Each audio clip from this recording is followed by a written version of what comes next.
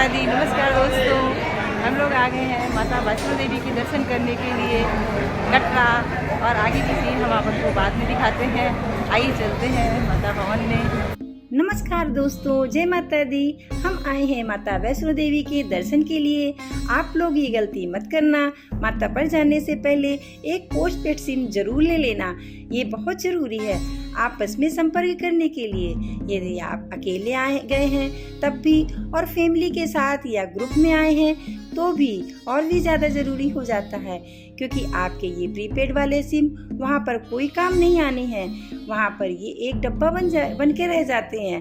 Family या group से आगे पीछे होने पर ये पोस्टपेड वाले सिम एक दूसरे से संपर्क करने में बहुत काम आते हैं। और ऐसा भी तय है कि इतनी लंबी दूरी पर हम एक दूसरे से आगे पीछे होते ज़रूर हैं। इसलिए माता पर दर्शन करने के लिए चढ़ाई चढ़ने से पहले पोस्टपेड सिम को अपने सेल फोन में अवश्य लगा लें। और आप माँ के भवन तक पैदल जाकर दर्शन करना चाहते हैं तो कम से कम 3 दिन का समय लेकर अवश्य जाएं।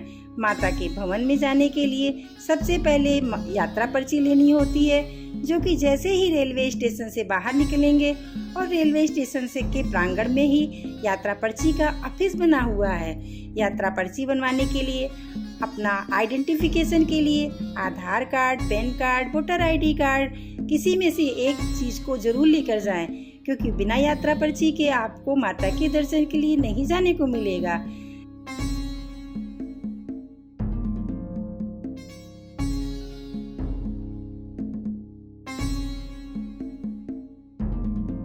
दोस्तों जय माता दी। अब हम लोग अर्धकुमारी माता के पास तक आए हैं। रेलवे स्टेशन के बाहर ही हम लोगों ने पहले नाश्ता किया, फिर वहीं से ऑटो करके माता के दर्शन के लिए कटरा पहुंच गए। ऑटो बाणगंगा तक ही जाती है और माता के भवन तक जाने के लिए रास्ता भी यहीं से शुरू होता है। यहाँ पर ही खच्चर, पालकी, वाकर आदि यात्रा के साधन उपलब्ध रहते हैं, जो कि आपको माता के भवन तक ले जाते हैं और अर्धकुमारी माता तक भी ले जाते हैं। लेकिन हाँ, मोल भाव चलता है। इन साधनों में कोई फिक्स रेट नहीं होता।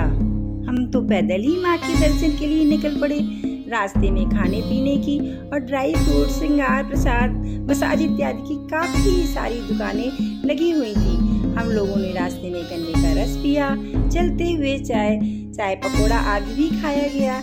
मसाज चेयर्स पे बैठकर मसाज भी ली। फिर हम लोग माता चरण पादुका का मंदिर पहुँचे। माता चरण पादुका का मंदिर में दर्शन किया। नमस्कार दोस्तों, जय माता दी। अब हम लोग आ गए माता जी के भवन पे। माता चरण पादुका का मंदिर भी बहुत ही आकर्षक मूर्तियां हैं। ऐसा लगता है मानो बोल ही पड़ेंगी। माता के भवन तक पहुंचने के लिए सीधी सीढ़ियां भी पहुंचाती हैं और बाई रोड भी। हम लोग बीच बीच में सीढ़ियों से चढ़े, पर ज्यादातर बाई रोड ही गए। माँ के जयकारों के साथ लगभग 8 किलोमीटर की यात्रा तय करके हम लोग माता अर्धकुमारी के प्रांगण तक पहुँच गए। शाम हो गई थी। वहाँ पहुँचकर सबसे पहले हम लोगों ने माता अर्धकुमारी की आरती देखने के लिए टिकट विंडो की लाइन में लग गए, जहाँ की पेड टिकट मिलती है 300 रुपए पर टिकट। टिकट विंडो में टिकट के साथ ही प्रसाद भी देते हैं। पर टिकट के साथ एक पैकेट। माता अर्धकुमारी की दिन में 2 बार आरती होती है, सुबह के समय और शाम को 7, साढ़े 7 के बजे। आरती से पहले माता अर्धकुमारी के भवन में भजन और कीर्तन होते हैं, फिर आरती होती है। माता अर्धकुमारी की आरती की टिकट की बुकिंग ऑनलाइन होती है। यदि आप माता अर्धकुमारी की आरती देखना चाहते हैं तो पहले घर से ही आरती के लिए टिकट की ऑनलाइन बुकिंग कर लें तो ज़्यादा अच्छा रहेगा। फिर माता अर्धकुमारी के टिकट विंडो में अपना नाम बताकर टिकट और प्रसाद पा लें, क्योंकि टिकट विंडो में केवल 100 पर्ची ही बंटती हैं। 100 पर्ची हो जाने पर विंडो बंद कर देते हैं, फिर दूसरी आरती के लिए बाद में खोलते हैं। वैसे तो निःशुल्क भी पर्ची बंटती हैं, जो कि येलो रंग की होती है, पर उसका नंबर सैकड़ों में रहता है। फिर हम लोगों ने वहीं पास में बने हुए लॉकर रूम में अपना सामान रख दिया, जो कि निःशुल्क है, क्योंकि मंदिर के अंदर लगेज, फुटवियर या किसी भी तरह का लेदर का सामान पहनकर या लेकर जाना अलाउ नहीं है, और ना ही सेल फोन को ले जा सकते हैं। प्रॉपर चेकिंग के बाद ही हम लोगों को मंदिर के अंदर जाने को मिला। हम लोगों ने माता अर्धकुमारी के मंदिर के अंदर भजन कीर्तन सुने और आरती देखी और फिर गर्भजोन भी गए। गर्भजोन का इतना सकरा और मुश्किल रास्ता है कि लगता है कि हम कैसे इससे निकल पाएंगे, पर माँ की महिमा देखो, उस गुफा से पतला व्यक्ति तो निकल ही जाता है और मोटे से मोटा व्यक्ति भी निकल जाता है। माँ के मंदिर में बहुत ही जीवंत मूर्तियाँ बनी हुई हैं, मानो अभी बोल पड़ेंगी। यदि आप माता अर्धकुमारी की आरती और गर्भजोन को नहीं देखना चाहते हैं तो बिना पर्ची के आप मंदिर के अंदर जा सकते हैं, पर माँ की आरती देखना और गर्भजोन की गुफा में जाने का आनंद ही कुछ और है। फिर हम लोगों ने बाहर खाना खाया, थोड़ा देर रेस्ट किया और फिर माँ के भवन के लिए चल दिए। पर आप 3 दिन का समय लेकर जाएं तो ज्यादा अच्छा रहेगा, जिससे माता अर्धकुमारी के आरती दर्शन करने का रात में ही वहीं पर रुके। वहाँ पर पर्याप्त मात्रा में कम्बल रहते हैं, वो भी निःशुल्क। हम लोग तो 2 दिन का ही समय लेकर गए थे, इसलिए रात में ही नहीं रुके और माँ के भवन के लिए रात में ही पैदल चल दिए और काकड़ आरती से पहले ही माँ के दर्शन करके बाहर आ गए। सुबह भोर की आरती को काकड़ आरती कहा जाता है। वैसे तो साल के 12 महीने, साल के 362 दिन और 300 दिन ही अच्छे हैं माता वैष्णो देवी के दर्शन करने के लिए, पर यदि आप नवरात्रों पर माता वैष्णो देवी के दर्शन नहीं गए हैं तो जरूर जाकर देखिए। माँ के भवन का अद्भुत नज़ारा देखते ही बनता है। माँ के भवन का अद्भुत नज़ारा देखकर मन बहुत ही खुश होता है।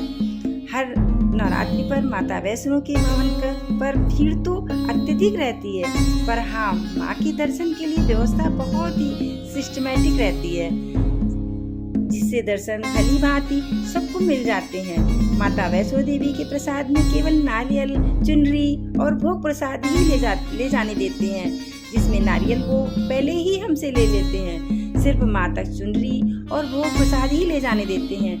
दर्शन करने के बाद नारियल प्रसाद हमें दे देते हैं। प्रसाद लेने के बाद हम लोगों ने नाश्ता किया, फिर थोड़ा वहीं पर घूमे और बाबा भैरवनाथ के दर्शन के लिए रोपवे की लाइन में लग गए। हम उस लाइन में लग गए। रोपवे से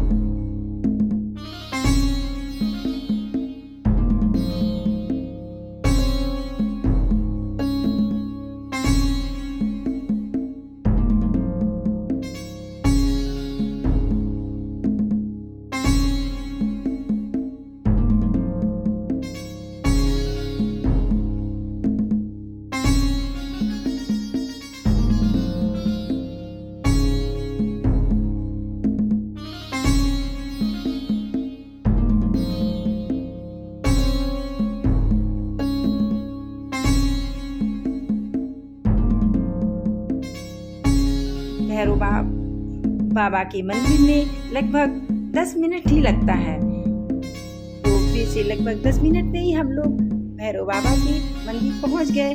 वहां पर हम लोगों ने प्रसाद लिया, फिर भैरव बाबा के दर्शन की लाइन में लग गए। भैरव बाबा के दर्शन करने में हम ज्यादा टाइम नहीं लगा। दर्शन करने के बाद फिर रोपवे से हम लोग वापस भवन तक आ गए और वहां से पैदल कटरा तक की यात्रा तय की। कटरा से ऑटो लेकर वापस रेलवे स्टेशन पहुंचकर हम लोगों ने खाना खाया और रेस्ट किया। हमारी ट्रेन रात्रि की थी। ट्रेन से सुबह वापस आ गए। हम लोगों की यात्रा बहुत अच्छी रही। जय माता दी।